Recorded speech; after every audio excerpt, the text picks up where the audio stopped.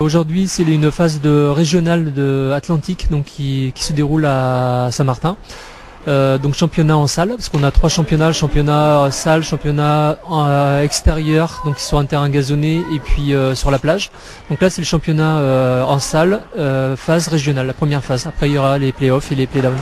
Alors, combien d'équipes participent à cette rencontre ici sur l'île de Ré aujourd'hui? Donc là il y a 5 équipes, donc il y a les Mister Freeze de Rennes, les Contact Disques des Brésil, une équipe vendéenne, La Roche-sur-Yon, 33 Tours de Bordeaux et donc l'équipe 2 des Flying Oysters de l'île de Ré. Le frisbee de compétition est apparu sur l'île de Ré en 2002 avec la création des Flying Oysters qui organisent des tournois de plage, de salle et qui accumulent les bonnes performances. La preuve en a été faite les 6 et 7 décembre à l'occasion des championnats régionaux en salle organisés par les Huîtres Volantes de Ré qui rassemblaient 5 formations. Déclassés l'an dernier en raison d'un manque d'effectifs, les RFO possèdent cette année un réservoir de jeunes très motivés. Radio Île de Ré est allé rencontrer Raphaël Maté, le président des Flying Oysters. Les 3 premiers de la poule de Blois vont rencontrer les 3 premiers de la poule de l'île de Ré. Voilà, pour jouer après la montée régionale 1. Ben oui, on a bien commencé l'année par la fin du championnat sur plage.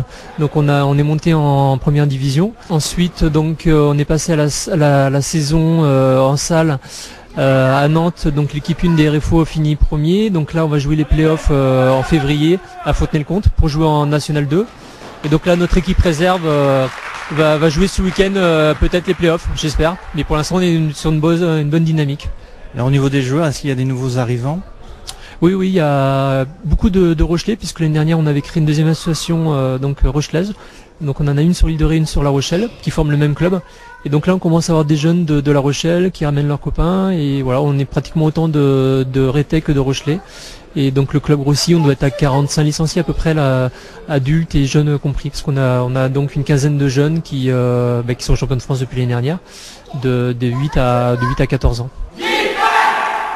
Les sports de frisbee ont fait leur apparition en France en 1977, puis fut créée 5 ans plus tard la fédération Flying Disc France, composée de 2 comités, Ultimate et épreuves sportives. La déferlante du disque volant s'est abattue sur l'île de Ré en 2002. Depuis, les performances s'accumulent avec dernièrement la participation de Séverin Dubreuil au championnat du monde Ultimate à Vancouver au Canada avec l'équipe de France junior. Le titre majeur, c'est le titre de champion de France à des moins de 15 ans. Qui a été obtenu l'année dernière. Il y a 2 ans, ils étaient vice-champions, donc là ils ont bien confirmé puisqu'ils sont passés à la première place. Ensuite, on a un jeune qui joue en équipe de France junior, Séverin Dubreuil, qui est allé donc au championnat du monde d'Ultimate. Et puis donc, comme je vais vous dire, là l'équipe 1 est montée en National 1 cette année en beach.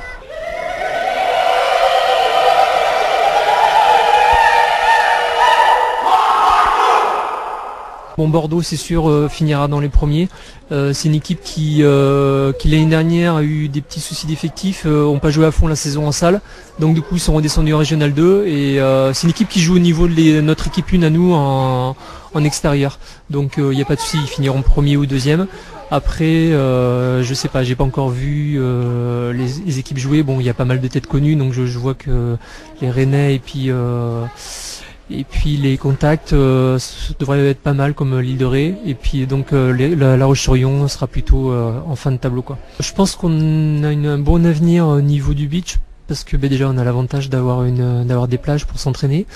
Et puis on peut facilement donc avoir un créneau sur La Rochelle, plage des Minimes, ou un autre à la Flotte ou à Saint-Martin. Donc on va tout faire pour se maintenir en National 1 donc au mois de juin l'année prochaine. Après, au niveau de la salle et de l'extérieur, c'est plus difficile parce que donc on est une équipe au départ du village de la Flotte, puis de l'île de Ré, maintenant un peu de La Rochelle. Donc si on arrive à accrocher quelques étudiants, on peut devenir un gros club à 80 licenciés, comme des équipes comme Bordeaux, ou Rennes ou Nantes.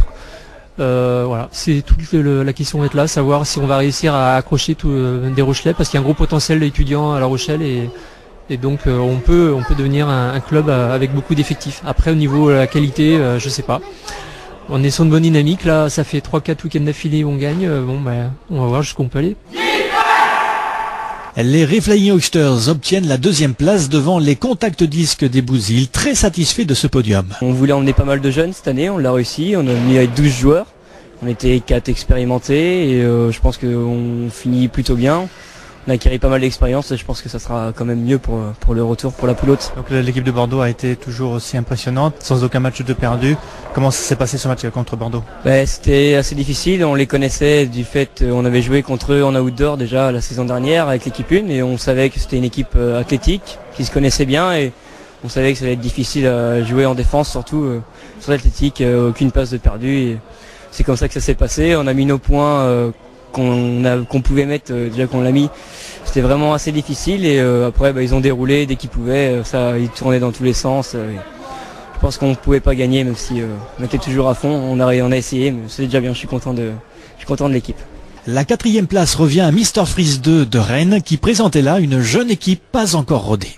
C'était une équipe qui avait pour objectif uniquement surtout d'intégrer des jeunes et qui connaissent, qu'ils aient leur première expérience d'un tournoi fédéral. Donc le but premier, c'était que ces joueurs-là touchent beaucoup de frisbee et puis prennent du plaisir. Donc il n'y avait pas d'objectif sportif sur ce tournoi-là. Après, en potentiel d'évolution, c'est sans doute les jeunes de La Roche qui ont le plus gros potentiel de progression. Les 6 et 7 décembre, les RFO ont confirmé leur excellente forme en terminant dans le trio de tête lors des championnats régionaux en salle d'Ultimate qui a vu s'imposer les 33 tours de Bordeaux. Impérial est bien engagé dans cette compétition. On espère en tout cas monter d'une division, c'est sûr. La Régionale 2 a été créée cette année, donc ça a été créé un petit peu, on va dire géographiquement plutôt que sur les niveaux. On se maintenait les dernières en régionale.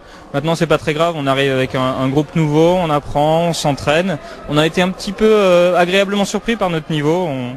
On pensait pas arriver à ça et puis c'était très bien, on s'est fait plaisir et c'est plus important, le goal average c'est secondaire. Quel regard vous portez sur ces 2 jours et puis sur les équipes que vous avez affrontées?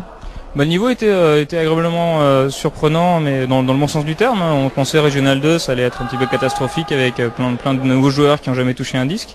Puis non, en fait, plein de clubs ont une deuxième équipe avec des gens qui débutent, mais qui ont fait du foot ou du rugby avant, donc qui sont très physiques. Et en indoor, les différences techniques se voient un petit peu moins. Donc non, agréablement surpris, et puis ça grandit. Il y a une Régional 2, donc le nombre de clubs d'Ultimate augmente, c'est bien pour le sport. Quant au RFO, tout va pour le mieux et Raphaël Maté s'en réjouit. Donc on finit 2e, les premiers Bordeaux méritent largement leur place, ils nous gagnent très largement 12-4. Ils avaient c'est leur première équipe qu'on va d'ailleurs retrouver en extérieur au mois de mai-juin contre notre équipe 1, donc il n'y a aucun regret, il n'y avait pas photo et ils ont très bien joué.